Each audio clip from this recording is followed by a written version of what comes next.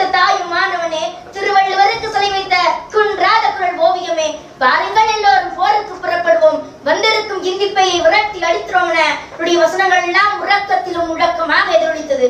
பள்ளியில் படிக்க தடை, வேளாண் தடை, காரணி அடிய தடை, சாலையிலே நடக்க தடை, தடையதை விட இதுவே கலைஞரின் கொள்கைப்படை. நன்றி, வணக்கம்.